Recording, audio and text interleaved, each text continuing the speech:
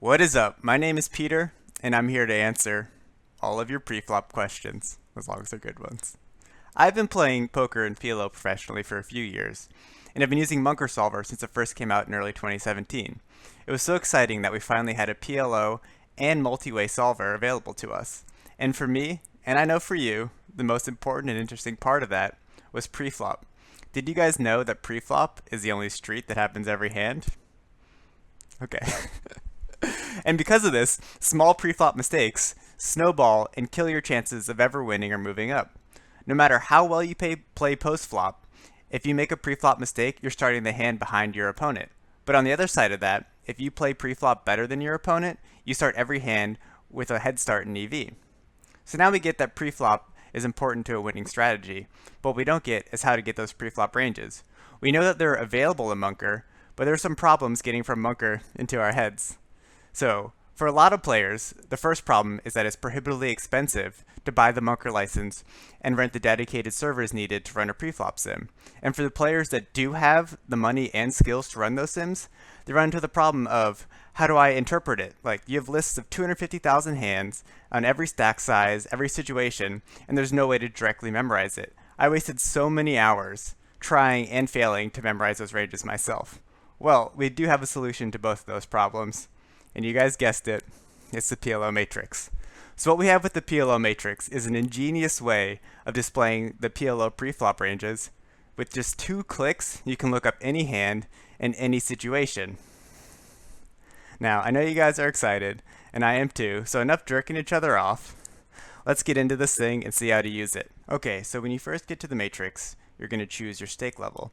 So what this does is it chooses the rake of the underlying simulation used to create the ranges. So we're going to click on mid stakes because this is the rake structure most similar to 510 on Ignition.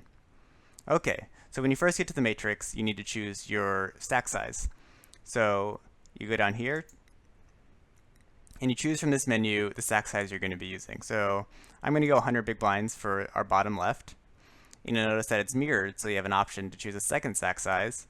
And for our second stack size, let's make it 50 big blinds. Okay, so now all the cells on the bottom left are going to be for 100 big blinds, and all the cells on the top right are going to be for 50 big blinds. So the way you actually use this is, if you're going to be using the bottom left, you use the left column as your position, and if you're going to be using the top right, so 50 big blinds, you're going to use the top row as your position. So, for example, if we were to look at button versus cutoff 100 big blinds deep, we would go down to our position, which is the button, go to the button versus cutoff intersection, and bam, right there, 100 big blinds, button versus cutoff. If we were to do button versus cutoff 50 big blinds, we would start on the top, button, intersection with cutoff, button versus cutoff. Another example, let's look at small blind RFI, 100 big blinds, go down here to small blind, intersection with RFI.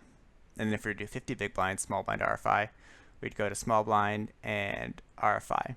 The only tricky one to remember is big blind RFI. This is when the small blind limps to you. Okay. So it's easier for me to show you, so let's get into some examples here. Okay, first situation, 100 big blinds deep exactly. We are in middle position, and we're faced with an RFI decision. So we go over here to our 100 big blind side, go to our position, which is middle position, and the intersection with RFI is right here, so this is the cell we're going to be using. Okay, so now that we have the situation figured out, we need to figure out exactly what our hand is. So if we look at our hand, we have ace-king, 7-4 double suited. So you'll notice that this grid right here is full of 2-card combinations. And what these 2-card combinations are is the highest 2 cards in your hand. So for our hand specifically, it's ace-king. So you'll notice a mirror right down the diagonal of this grid. So on the top right are going to be all your double suited hands, and on the bottom left are going to be all your single suited hands. So ace-king double suited is going to be up here, ace-king on the top right, ace-king single suited would be here on the other side for ace on the bottom left. So let's think of another hand like king 9 8 7 double suited. So it would be up here. Our highest 2 cards would be king 9. Okay, and if we did king 9 8 7 single suited, we would be down here because our highest 2 cards are king 9, but we're single suited, so we're going to be on the bottom left. And then pairs has the same top and bottom divide. So like double suited kings, it's going to be on the top right of the king-king diagonal, and then single suited kings would be on the bottom left. So back to our hand. We have ace king double suited. So we're going to be up here for ace king and click on there. Okay, so now we're at the final grid. This is our side card grid. So what this is the remaining 2 cards in your hand. So before we find our hand specifically, you'll notice that there is another divide down the middle. So this is the divide between good suit and bad suit double suited. So good suit is the highest 2 possible suits. So for our hand, it would be an ace high suit and a king high suit. But unfortunately, we have an ace high suit and a 7 high suit. So we're going to be down here on the bad suit side of this hand. So we see we have ace king, side card 7-4, bad suit. So we see it's red. So red is going to be raise, gray is going to be fold, and black can't exist. So our hand ace king 7-4 is a raise, and you see we raise most of our ace king double suited, only folding 8-2, 7-2, and 6-2 bad suit. Okay, let's go on to another example. Okay, so we have 9-9-6-5. Let's look at the action here. Okay, so we go back to our home, and our situation is 100 big blinds deep. So we are button, and we're facing a cutoff raise 100 big blinds deep. So this is going to be our sell right here. So we click on this. Now let's look at our hand specifically. We have a paired hand, 9-9, with a side card 6-5, and it's single suited. So we're going to be on the left side of the 9-9. And we go down here, and here's 9-9. Now let's look at our side cards. So we have 6-5, and our hand is the best possible suit because, again, we have a divide down the middle here between good suit and bad suit single suited. So good suit single suited is when it has the highest possible suit and only 2 cards of that suit, and bad suit single suited is the rest of the single suited hands.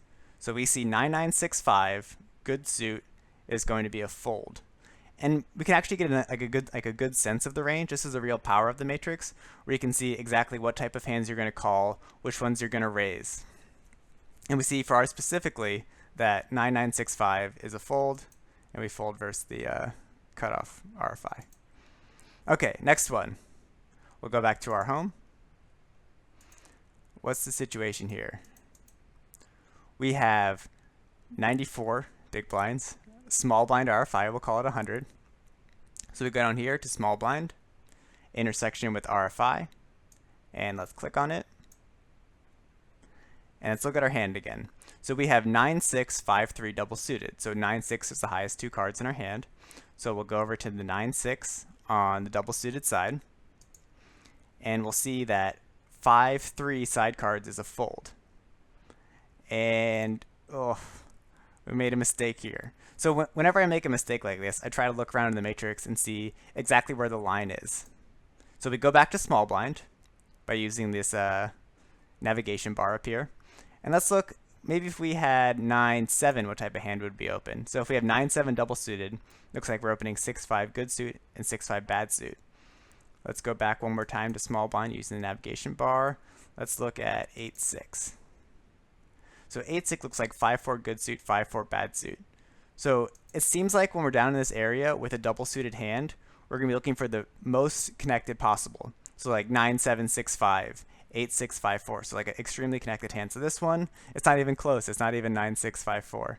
So you can really see your mistakes and then see exactly what you have to do or what hands in that area are opens and which ones aren't. So you can look at specific hand examples, or you can also ask yourself theoretical questions like, oh, let's say I'm 50 big blinds deep under the gun. Which king-king hands do I open? Well, it's a super easy question to answer with the matrix. Just 2 quick clicks. We go to 50 big blinds under the gun, RFI. Go to king-king single suited, so we're going to be on the bottom left. And then we can see here that these are the kings we're going to open. So we see that connectivity is really important, and that with a highest suit, with the good suit, remember, highest possible suit, you're going to be opening some of these lower connected ones, like 5-4, 6-5, but then without the highest possible suit, you fold those hands. So you could play with the matrix all day. I know I do sometimes. It's just so much fun. So that's just the basic rundown of how to use it, and I'm really excited about this, and I look forward to doing this with you guys, and let's go.